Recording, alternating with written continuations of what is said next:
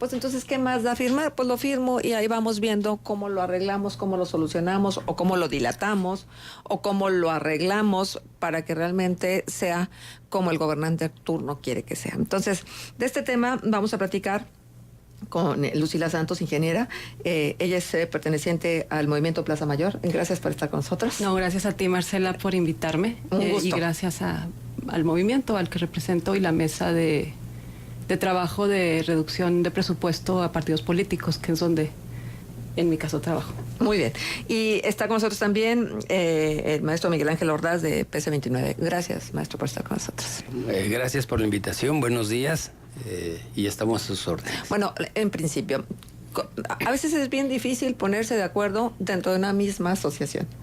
Luego, es mucho más difícil congregar a tantas en torno a un objetivo común, ¿sí?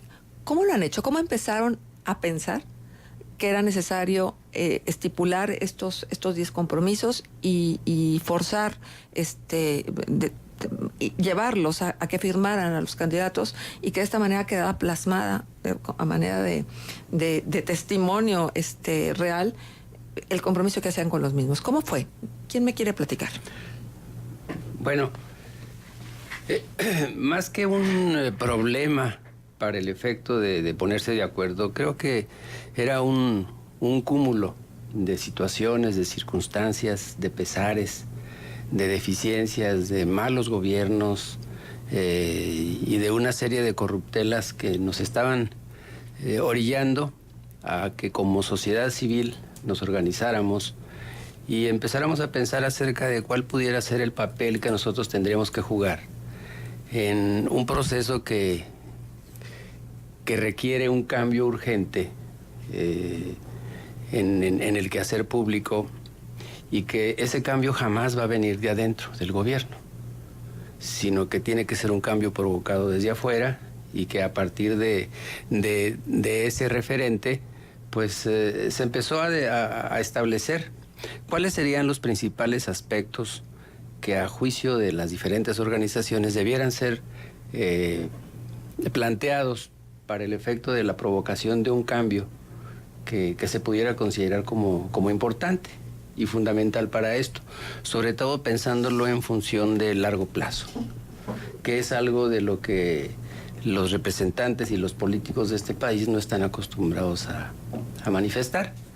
Y entonces, a partir de los problemas inmediatos y de los problemas mediatos, pues nos dimos cuenta de que había cosas importantes que considerar y que los 10 puntos no son todos los que debieran ser, pero que en principio pudieran significar el primer paso, un paso que tiene que establecer su firmeza antes de que tomen posesión los propios gobernantes en relación a este cambio de Congreso, de alcaldes y de gobernador, y que la sociedad civil tendrá que ir trabajando al detalle desde ya para el efecto de poder llegar a la fecha con planteamientos más acabados que tendrían que ver con la representación en términos de su efectividad, que tendrían que ver con el conocimiento de la información o el conocimiento de los hechos relacionados con un endeudamiento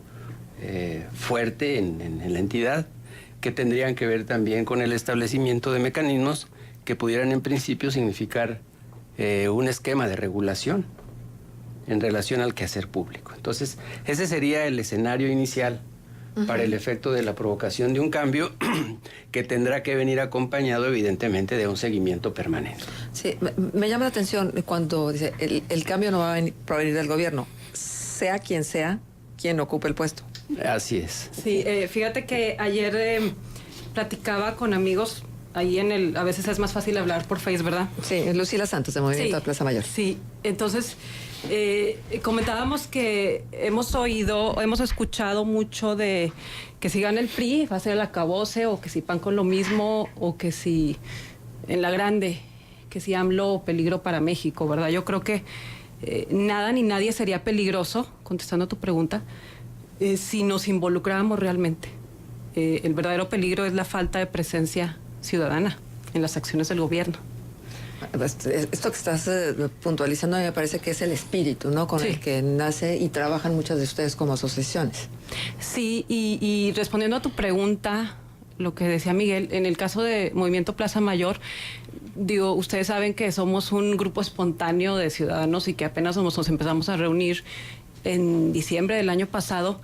Y no estamos inventando el hilo negro, ¿no? Y creo que lo más inteligente, y algunos integrantes pertenecen a diferentes organizaciones civiles, y lo más inteligente es adherirnos a proyectos mucho más avanzados y en este caso sería puntual felicitar a Participación Ciudadana 29 por este impulso, porque pues, tenemos entendido que todos estos compromisos, que como dice Miguel, son el primer paso, porque sabemos que hay muchísimas cosas que arreglar en Coahuila, yo creo que plasmaron muy, de manera muy clara la inquietud de la ciudadanía. Ajá. Sí, porque hacia allá va mi siguiente pregunta. ¿Cómo es que priorizaron? O sea, ante tantas necesidades y sobre todo necesidades que tienen que ver ya no digamos de servicios públicos o de obra pública, sino de lo que significa hacer gobierno, la gobernanza, con toda esta propuesta tan moderna de datos abiertos, de transparencia, de sistemas anticorrupción, etcétera.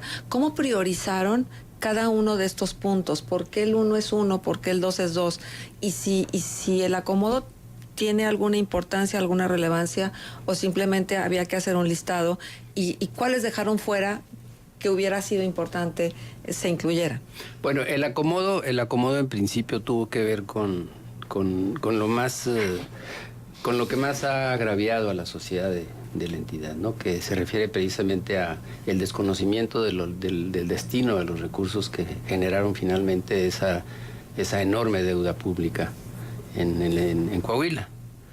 No podía dejarse de lado un asunto tan importante como ese. Incluso se viene trabajando también ese tema en el esquema de alianza para el gobierno abierto, en el cual también participamos, y que busca fundamentalmente encontrarle la punta de la madeja, la punta del hilo de la madeja, para el efecto de saber qué pasó con el dinero desde el punto de vista de, a ver, de dónde provino, quién lo revisó, quién lo recibió, a qué cuenta se depositó, quiénes son los responsables del manejo de la misma, en fin, una serie de cosas que implican, para el efecto de lo que nosotros hemos venido haciendo, un avance importante en términos de el que ya nos podamos plantear una serie de preguntas muy concretas que necesitan respuestas también del mismo tipo por parte de los responsables del manejo de los recursos.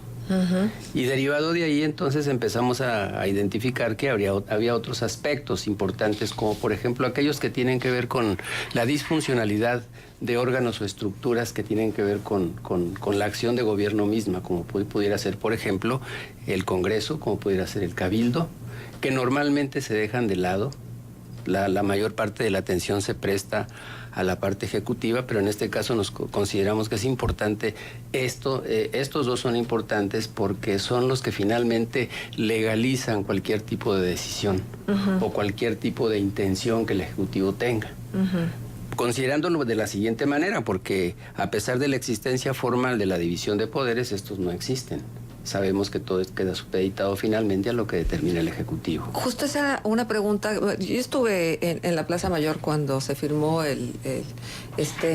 estos compromisos, y la verdad de las cosas es que la pregunta que rondaba entre la gente que asistimos con una manera de testificar, porque fue la propuesta, ser testigos de lo que significaba el compromiso, decían: y luego van a firmar ese papel, y luego igual lo guardan, seguramente les entregaron a ellos una copia y lo van a guardar en el último cajón del último archivero que nunca vean en el día a día, porque ya sabemos la historia, porque ya sabemos que prometer no empobrece, cumplir es lo que aniquila, y a ellos lo que les urge durante las campañas es prometer y entonces hacerse de la aceptación del ciudadano, y que el ciudadano diga: ahora sí va a haber el cambio y la transformación, y además promoviendo un modelo que no nos ha llevado a ningún lado, un modelo de yo gobierno, soy el que hago y deshago, tu ciudadanía, quédate ahí donde estás.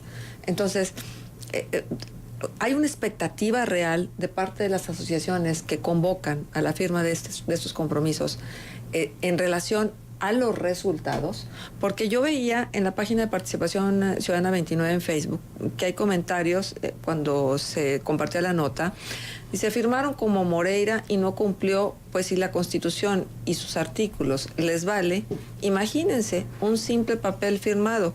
No seamos ilusos, hay que poner los pies sobre la tierra. A ellos solo les importa la llave de la gran caja fuerte de Coahuila y sus dineros. Lo demás no les importa, solo es una pantalla para seguir en el juego. Y decía también Guillermo Quintana, bueno, ya de perdida se asolearon y vamos que sí, nos asoleamos todos. Pero ¿sabes qué, Marcela? Sí.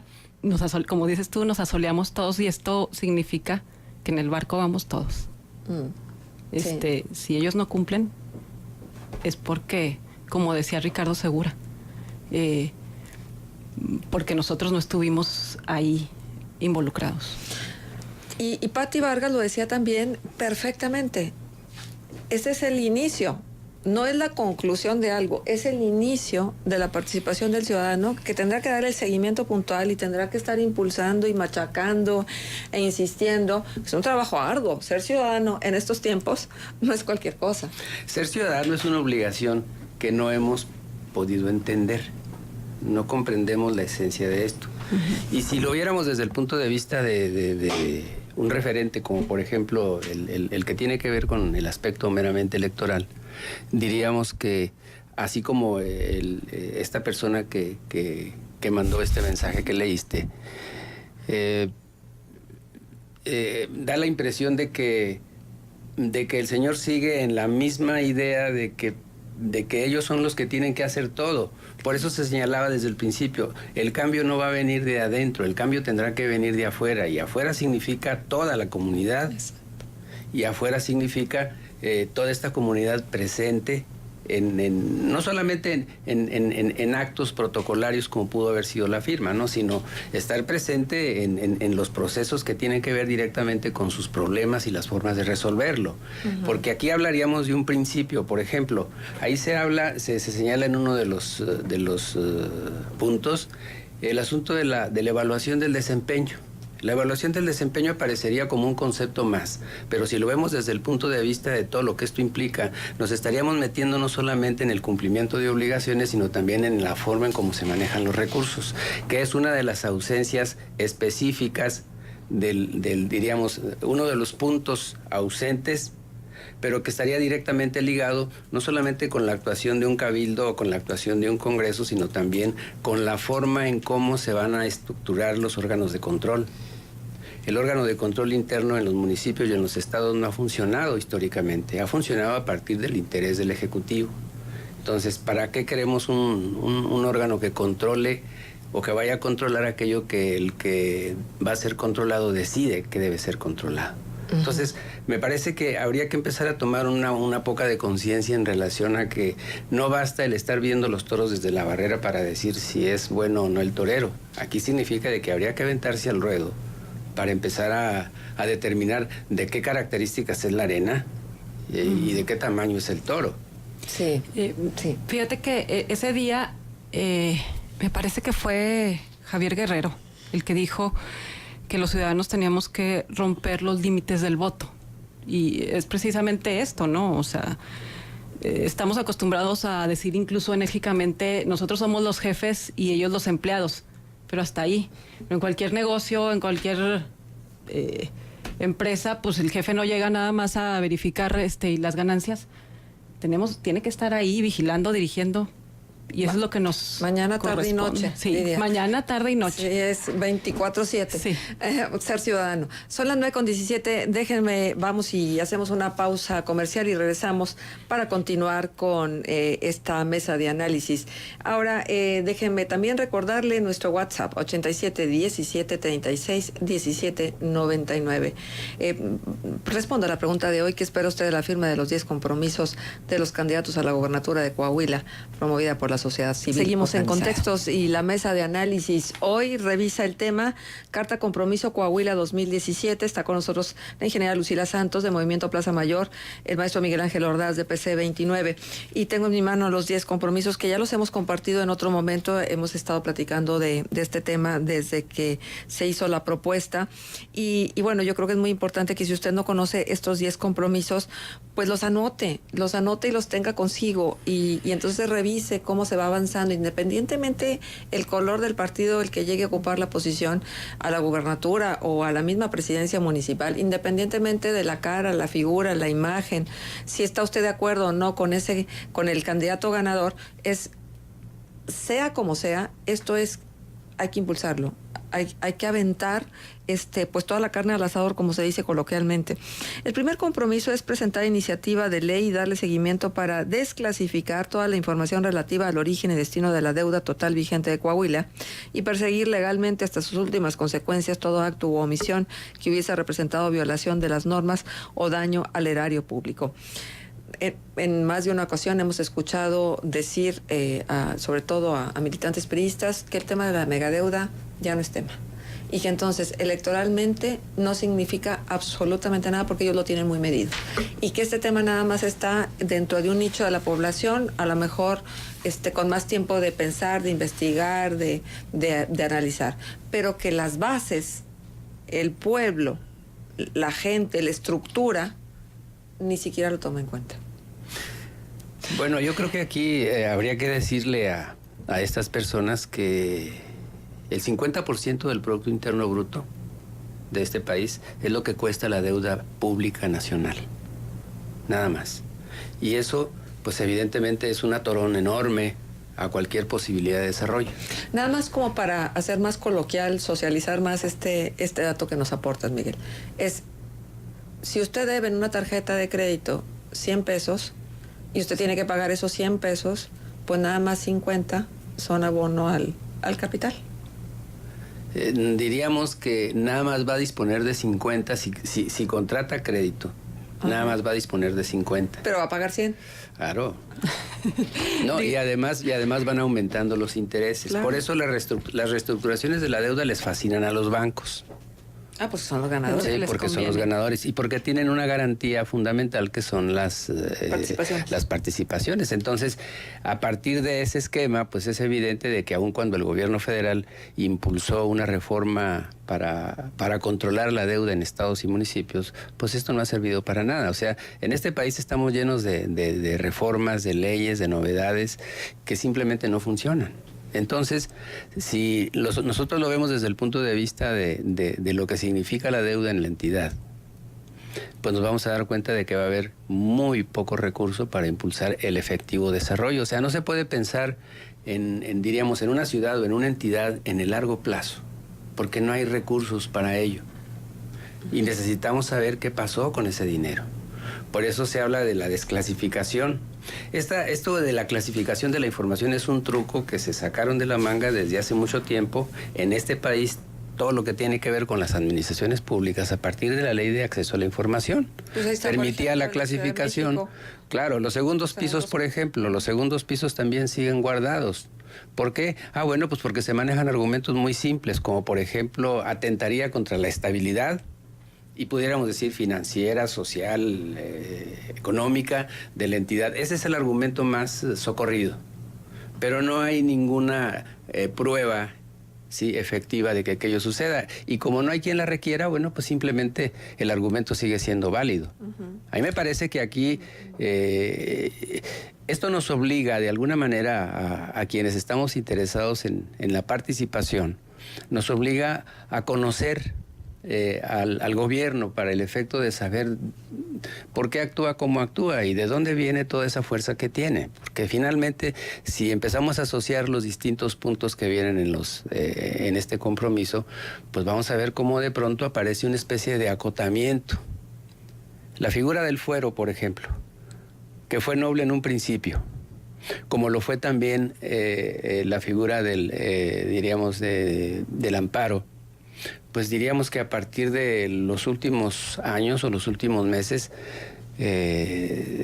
resultó todo lo contrario. Pero ¿A quién le tocaría determinar y mandar la desclasificación de los documentos? ¿A qué autoridad en específico? ¿Al gobernador? Aquí no, a quien la clasificó, para empezar. Por eso, y entonces, ¿por qué hacer firmar a un candidato a gobernador de algo que no le compete? Porque es una autoridad ejecutiva que tiene que ver con una dependencia del propio ejecutivo, que en este caso sería, por ejemplo, la Secretaría de Finanzas, la responsable de aquello. Sabemos que la información se clasifica a ese grado, por ejemplo, hablando de asuntos como esos, a partir de una decisión de autoridad, la decisión de la máxima autoridad. Entonces, este verticalismo que existe en el ejercicio del poder en México también ha sido particularmente nocivo, y entonces sabemos que todo funciona a partir de lo que determina esa autoridad. Por eso, pero no es estimular y no es perpetuar un modelo que no debería de ser, es decir, el todopoderoso, el gobernante en turno, mete la mano en todas las dependencias o en todas las oficinas donde debería haber cierta autonomía. Bueno, es que la formalidad de la estructura de poder en México se pervirtió. O sea, la división de poderes era para establecimiento de equilibrios necesarios. ¿Y qué resultó finalmente? De que el Ejecutivo y el Legislativo siguen dependiendo el Legislativo y el Judicial siguen dependiendo del Ejecutivo. Por eso, pero ¿no sería mejor entonces tal vez hacer firmar también a los candidatos a diputados? Bueno, se habla por ahí, por ejemplo, del fuero como un asunto que tiene que ver con todos aquellos que desempeñan un cargo público de elección. Uh-huh. ¿De quién estaríamos hablando? Estaríamos hablando del gobernador, de los legisladores, de los alcaldes, de los regidores, incluso de los síndicos. Bien. Lucila, vamos a avanzar porque si no, no vamos a poder cubrir los 10 puntos. Claro. Que cada uno tiene sus aristas. En el compromiso número 2, dice, en el plazo del proceso de entrega-recepción de la administración, iniciar auditorías financieras a todas las dependencias estatales, castigar eventuales daños al erario. Bueno, nada más quiero preguntarles una cosa.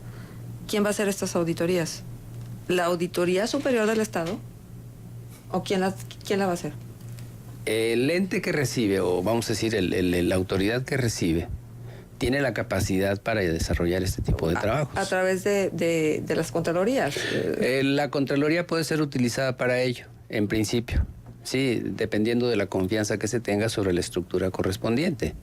Uh-huh. Y se podrá pedir también el auxilio de entidades superiores, como por ejemplo podría ser la federal, porque una buena parte de los recursos públicos que se ejercen en los estados son de origen federal. Claro.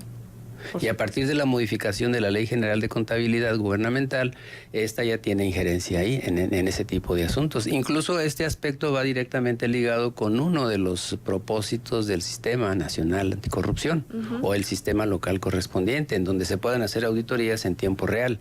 Estaríamos hablando de un futuro deseable e inmediato, pero también estaríamos hablando aquí, en este caso, de la posibilidad de que se involucre la sociedad civil bien organizada, bien estructurada, a partir de especialistas para el efecto del desarrollo de este tipo de procesos de auditoría. Ajá. Ahora, todo esto porque recuerdo mucho todos los ofrecimientos que hizo Jaime Rodríguez, el Bronco en Nuevo León. También era una carta de muy buenos deseos a algunas de sus propuestas. Y para terminar, no haciendo lo que se esperaba. Es decir, por lo menos en el tiempo y la forma en que el ciudadano neolonés pretendía. Esto es un camino arduo, lleno de espinas, que no se resuelve de la noche a la mañana. No es que llegue quien llegue la autoridad y entonces ustedes vayan a exigir el cumplimiento de esos compromisos en un plazo que podría ser irreconciliable con las maneras y las formas de operar los gobiernos. Van a dar, entonces, en ese sentido, oportunidad, plazos mayores, van a determinar tiempos de cuándo tienen que cumplir los compromisos, porque yo puedo firmar un compromiso y como con lo de la tenencia, ¿no? Hacerlo cuando el gobernador Rubén Moreira dijo que iba a eliminar la tenencia, y además con toda claridad, él dijo que la iba a eliminar, pero no dijo cuándo, dentro de su sexenio. Entonces, en este sentido, ¿cuándo se pretende que se cumplan los compromisos? ¿A qué plazo? ¿Lo tienen especificado? No, todavía no se especifican los plazos, pero eso forma parte precisamente del trabajo en detalle que se tiene que desarrollar en el inter de que, diríamos, tenemos nuevas autoridades. Como decías tú, es el primer paso apenas, ¿no? Y la diferencia es que pues, estábamos acostumbrados, lo que dijimos al principio, ¿no? A la foto del candidato firmando. ¿no? Sus promesas. Y repito, esto es histórico porque tengo entendido que es la primera vez que los ciudadanos son los que buscan a los candidatos para que firmen los compromisos que piden los ciudadanos, ¿no? Y el compromiso número 3 es presentar la iniciativa de ley y dar seguimiento para implantar en Coahuila la figura de revocación de mandato, aplicable al gobernador, los diputados y presidentes municipales. ¿Esto ya está contemplado dentro de la Constitución del Estado de Coahuila? Aparecía, creo que aparece todavía en la ley de participación ciudadana. Pero es un procedimiento que se estableció desde hace tiempo. Incluso aquí yo tuve la oportunidad de discutirlo en su momento porque decía que, entre otras cosas, que habría que establecer la participación debidamente acotada. No manejaba esas palabras, pero en donde todos los ciudadanos que decidieran participar o las organizaciones se tendrían que organizar por municipio, ¿sí? En cada uno de los correspondientes de la entidad, y se iba a conformar una especie de comité municipal de participación o de sociedad de organismos de la sociedad civil participativa, pero iba a ser presidido por el secretario del ayuntamiento y el conjunto de todos los municipios iba a ser presidido por el secretario general de gobierno. Y en todo caso las figuras de revocación de mandato, incluso de referéndum, de plebiscito, de iniciativa popular, se podían desarrollar a partir de el reconocimiento social, sí, en esa estructura, pero con la salvedad de que el gobernador tenía el derecho de veto. Establecía como requisitos más de los que se exigieron en su momento para constituir un partido político. Entonces pudiéramos decir que la revocación de mandato tiene que ser conocida y estudiada por la propia sociedad misma para darse cuenta hasta dónde esto puede llegar y cuál es el procedimiento que se tiene que seguir para tal efecto. ¿Quién puede promover la revocación de mandato? La revocación de mandato se tiene que promover en principio por aquellas autoridades que tienen el derecho para hacerlo, como una nueva legislación, que pudieran ser los municipios, que pudieran ser los legisladores mismos, o pudiera ser el gobernador. Entonces aquí el planteamiento es en función de que esto parta de la propia sociedad como un elemento empujador para el efecto de que esto se lleve al punto de presentación. Sí, porque se tiene que asociar la revocación de mandato con la desaparición del fuero, por ejemplo. Son figuras que fueron apareciendo y que a la vuelta del tiempo nos han demostrado de que finalmente no sirven. Sí, y justo es el compromiso número 5, la eliminación del fuero. Así es. Sí, de todo servidor público, no nada más de unos. Sí. De aquellos que tengan, que tengan diríamos, sean beneficiarios de esa figura. Pues sí, que son los legisladores, ¿no? Los que resultan de un cargo de elección, para empezar, son los que tienen el fuero. Entonces estaríamos hablando. Y en ese sentido, por ejemplo, los regidores también tienen el fuero. No está establecido específicamente de que tengan un fuero, porque vamos. Pero se supone que fueron electos. Sí, fueron electos en planilla. Por eso se plantea la elección directa. En concreto con el alcalde. Sí, pero que este es un tema bien controversial, porque yo he oído voces de diferentes partidos donde dicen las experiencias que se han tenido no son esperanzadoras en función de lo que significaría la elección directa de los regidores. Seguramente ustedes lo analizaron a profundidad y sopesaron las ventajas que esto significaría. De estas nos platican ahora que volvamos de la pausa comercial. 9:37, estamos en Contextos. Gracias al señor Torres. Van a comentar algo sobre los debates. No asistió al de la Ibero Riquelme. Este señor está prometiendo apoyo a las personas de la tercera edad. Silvia Moreno, la respuesta a la pregunta: nulo, porque todo es burla. No se comprometen. Cuando entran al poder, se olvidan de la gente. Escepticismo. Seguimos total. En Contextos. Hoy el tema es Carta Compromiso Coahuila 2017. La firma que se ha recabado de los candidatos a la gobernatura, por lo menos de 5 de ellos, y que entonces ahora mismo con nuestros invitados, tanto con la ingeniera Lucila Santos de Movimiento Plaza Mayor como con el maestro Miguel Ángel Ordaz de PC29, revisamos cada uno de estos compromisos. Y entonces nos quedamos en esto, en este compromiso de buscar que los regidores pudieran también ser electos. ¿Cuál es el sentido ante la reflexión que hacen los militantes de partidos de que los antecedentes que existen en función de estas experiencias no son positivos?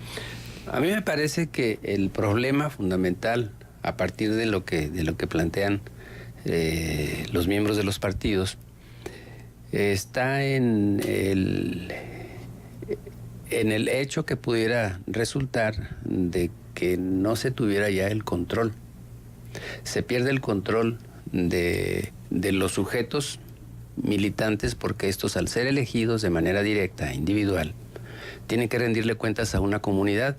Partiendo de lo siguiente, vamos a suponer que se legisla sobre el particular y se cuadricula el municipio, el que sea. Se cuadricula el municipio y entonces, en función de los procedimientos normales que se siguen para determinar cuántos cuántos habitantes deben de ser representados por uno y geográficamente cómo se va a manejar esto. Bueno, pues es evidente de que tendrá que resultar de ahí, de ese espacio geográfico, el representante de esa comunidad, de esa parte de la comunidad, a la cual le tendrá que rendir cuentas. Estaríamos hablando, en todo caso, de que estaríamos dando un paso para que la representación en el ámbito de gobierno inmediato pudiera ser efectiva. Más allá de los agoreros que señalan que esto sería el caos, bueno, aquí te estaríamos hablando no solamente de que la representación se va a manejar a como le dé la gana, ¿no? Sino que tendríamos que verlo en función de los intereses que ese representante va a atender en el seno del funcionamiento del propio cabildo. Sí, yo también digo, creo que no hay peor lucha que la que no se intenta, ¿verdad? Y aunque haya, como tú dices, esas experiencias, en mi caso, como una simple ciudadana, no como, es evidente que personas a lo mejor de mi edad no estamos preparados, y me quedo impresionada ante todos estos temas que tendría yo que estudiar. Yo sí prefiero, como una simple ciudadana, que sea así como dice el maestro, ¿no? O sea, no empezar a elegirlos y que no sean un... Nada más que los partidos van a defender con rabia sus cuotas de poder, porque finalmente los nombramientos de los regidores, porque no son otra cosa que nombramientos desde los partidos, tienen mucho que ver con el trabajo, con los liderazgos de los diferentes sectores que les proporcionan los votos, ¿no? Y si son o no afines al proyecto que encabeza el edil o que encabeza el gobernador, cualquier presidente municipal de cualquiera de los municipios, de cualquier estado en la República. Y entonces vamos, les queda un pastel muy chiquito a repartir si fuera una elección directa. Y ellos defienden a ultranza estos espacios donde pueden diseñar su estrategia para fortalecerlos al grupo en el poder. Claro, van a defender todo aquello que les beneficie en términos de lo que la economía le significa a cada partido y de lo que le significa a cada partido su presencia en un órgano de gobierno, como pudiera ser el Congreso o el Cabildo. Y lo vemos todos los días. Las decisiones que se toman van en función del interés del gremio, del grupo. Déjame preguntarles una cosa. Si pudiéramos evaluar el desempeño de los regidores, si pudiéramos tener un control de calidad y verdaderamente que se trabajara por objetivos y como se hacen en las empresas, ¿no? O sea, funcionas, te quedas, no funcionas, te vas. ¿Cómo podríamos evaluar el desempeño de los regidores en las últimas 2 o 3 administraciones? ¿Realmente fueron significativos? ¿Realmente figuraron? Los veo como fantasmas. Hace más o menos 6, 8 años, hicimos un ejercicio y establecimos un esquema muy sencillo para determinar y saber qué es lo que hacen los regidores del municipio de Torreón. Establecimos un observatorio del Cabildo y lo primero que nos dimos a la tarea de hacer fue revisar cuáles son las obligaciones y las obligaciones las orientamos a la existencia de varios verbos: impulsar, promover, aprobar, autorizar, cosas que tenían que ver con el desempeño del propio regidor en la comisión a la cual pertenecía. Bueno, pues iniciamos el ejercicio, solicitamos información a cada uno de ellos y bueno, verdaderamente nos dimos cuenta de que ni siquiera tenían un conocimiento del propio reglamento interior en lo que correspondía precisamente a las actividades del Cabildo. Si nosotros saliéramos a la calle en este momento con un micrófono en la mano y con una grabadora y le preguntáramos a la gente, ¿sabe usted qué es una síndica de minoría, un síndico de minoría, un síndico de mayoría? ¿Cuántos regidores son? ¿Quiénes son? ¿Quiénes son? ¿Se ha acercado usted? Digo, el Observatorio Laguna, que no les gusta, pero finalmente hay que decir con todas sus letras lo que ha venido sucediendo. Ha hecho una medición, resulta que le preguntan a la gente el nombre de 1, 2 o 3 regidores y no lo saben. Se desconoce quiénes son los regidores. ¿Por qué esta ignorancia? Digo, independientemente de cuánto estén ganando, para no irnos a lo de siempre, sino es ¿qué están haciendo? O sea, ¿por qué están sentados ahí? Sí, ¿Cuál es su función? desempeño?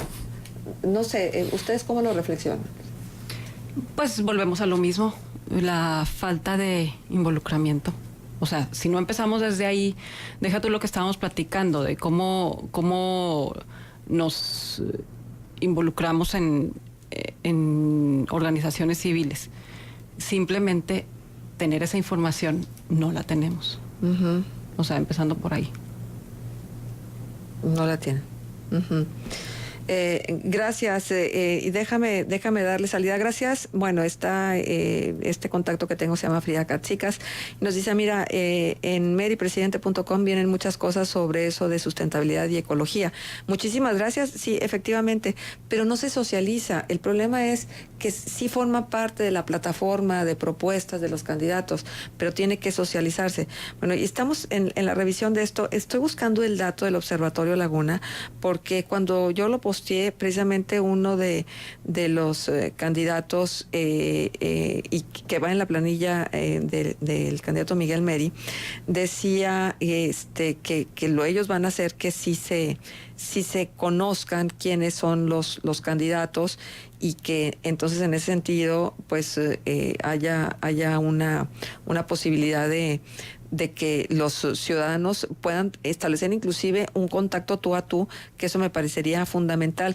Que el contacto no sea nada más porque vas y le tocas la puerta para que ellos se desempeñen como gestores, que generalmente es lo que vienen haciendo, otorgando ayudas, apoyos, y que eso les da luego dividendos electorales, y el que más apoya y más ayuda, más votos tiene. No sé, Miguel, si nos pudieras hablar de esto. Bueno, quisiera seguir con el ejemplo nada más para cerrar esa parte.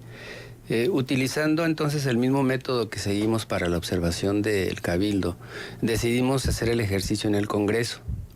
Y hubo un dato que nos pareció revelador acerca de la autonomía y de la independencia del Congreso. Le pedimos al Congreso que nos diera, al presidente de la Junta de Gobierno, que nos diera la agenda legislativa del Congreso mismo. Uh-huh. ¿Sí? Pidió más tiempo para dar la respuesta. Luego después... para estudiar el tema. Para saber qué estaba pidiendo. No hubo respuesta. Interpusimos un recurso de revisión y finalmente nos manda 1000 hojas. Las contamos. Nos las hizo llegar físicamente. Esa era la agenda del Congreso. No, bueno, y venía una nota muy breve que decía es que la agenda del Congreso se elabora a partir de lo que envía el gobernador. Evidentemente estamos hablando entonces de que hay un sometimiento brutal de poderes y que es algo que debe de ser considerado como aspecto fundamental a romper en todo este esquema, y para eso podrá servir en su momento el sistema anticorrupción. Pero regreso entonces al punto de los regidores, porque eso es fundamental para una comunidad. Uh-huh. Aunque no tiene la representación efectiva porque no se vota por ellos de manera individual, y lo consideran también así los propios regidores que van en planilla. Entonces, cuando les conviene son representantes populares y cuando les conviene no lo son. El trabajo que desarrollan en comisiones es un trabajo que solamente cumple con formalidades en función de las instrucciones que reciben del Ejecutivo. Uh-huh. Es decir, si ustedes ven, por ejemplo, el crecimiento del número de comisiones que ha habido en los últimos 3 periodos de gobierno de Torreón, bueno, esto es brutal. Es como las 1000 hojas. Como las 1000 hojas, más o menos, ¿no? Y entonces se crean comisiones para mantener entretenidos a quienes quieren entretener, pero las comisiones claves que tienen que ver con el manejo del dinero o con la aprobación de reglamentos se ceden al partido que gobierna. Claro. Entonces, si tenemos algo verdaderamente desequilibrado en el sistema político de este país, es la conformación del gobierno municipal. Sí. Por eso es importante la representación individual. Uh-huh. Sí, aquí tengo ya el dato de Observatorio Laguna, y es muy claro. Más de la mitad de los ciudadanos no conoce el nombre de ningún regidor. Y estamos hablando, no nada más de Torreón, no, estamos hablando también de los municipios del lado de Durango. No hay un involucramiento. No hay interés social por conocer esto. Sí, no, una apatía. Y la verdad de las cosas es que gente con grados universitarios, inclusive con maestrías, decía, oye, pero es que nosotros no elegimos al regidor. Sí lo eliges. Cuando tú le das el voto a un candidato a presidente municipal, le estás dando en automático el voto a la planilla que lo acompaña. Y la planilla tiene que ver con los regidores. Así de fácil. Cuando se hace una primera reforma en términos electorales para el efecto de elección, en Chihuahua, por ejemplo, se eligió por primera vez de manera independiente al síndico. Y resultó un dato curioso, más allá de que se pudiera pensar si está o no politizada la sociedad de aquella entidad, resulta de que en la mayoría de los municipios el síndico que ganó era distinto al partido que gana la presidencia. Así es. Bueno, déjenme dar salida a la participación del auditorio, Adolfo Galván. Riquelme se pone puras mentiras y se contradice. Dice que va a ayudar a los adultos mayores y no es verdad. En los camiones nos cobran $7.50 y solo nos rebajan $2.50. En Guanajuato, al subir al camión y mostrar la tarjeta del INSEN es gratis. Y en Juárez se paga el 50%. Puras mentiras. Si no lo hizo en su momento, menos ahora. Felicidades a Contextos por esta mesa de análisis. Ojalá pudiéramos publicar completo las palabras de cada uno de los candidatos. Desgraciadamente, las porras de los candidatos que no estaban invitados, ya que no era mitin electorero, no nos permitían escuchar claramente. Tuve que llamarle la atención a unos jóvenes que decían que ellos tenían derecho de poner una manta ofensiva contra el ingeniero Riquelme, y le dije, esta no es tu reunión, convoca tú a un mitin y di lo que quieras. Gracias, tuvieron que quitar la pancarta y pidieron una disculpa. Tienen muchas llamadas, ojalá y que pueda pasar esto, mil gracias. Gracias a la señora Madero que se comunica. También René Mendiola nos dice, reconozco que es una falta de civilidad que no me sepa el nombre de los regidores, pero la verdad, ellos qué hacen para que nosotros los conozcamos, y la verdad yo prefiero salir a trabajar que estar viendo qué hacen. Julián Jaime, felicidades, muchas gracias. Muchas gracias. Efectivamente, los regidores y síndicos deberían ser elegidos en la boleta como sucede en Estados Unidos, de manera que puedan ser más conocidos, reconocidos y exigidos por los que votamos. Bueno, se nos acaba el tiempo, y solamente nada más lo del auditor ciudadano. ¿Por quién sería nombrado? El que fungiría como pues, una especie de auditor ciudadano, ¿no? ¿Tienen ustedes algo como esto? Nos están preguntando desde nuestras redes sociales. No, se plantea en principio como una figura, una figura adicional a lo que sería la existencia de la propia auditoría. Sí, es fiscal y contralor ciudadano, ¿no? Sí. Entonces, esto se liga con lo que implica el contenido de uno de dos de las figuras del sistema anticorrupción. El fiscal, por un lado, sí, y el Comité Ciudadano por el otro, para el efecto de que se le dé el adecuado seguimiento a las cosas que tienen que ver con decisiones importantes y con el manejo de los recursos también. Bien, pues el tiempo se nos acabó. Yo propongo que sigamos revisando el tema, y que lo sigamos revisando no nada más en tiempos de campaña, sino postelectoralmente, sea quien sea, y las posturas de ustedes como miembros activos. Te felicito, Lucila. Lucila es ingeniera, tiene su negocio, es madre de 3 y se da tiempo de ser ciudadana. Miguel Ángel Ordaz, muchas gracias. Gracias por invitarnos. Muchas gracias. Un gusto haber estado con ustedes.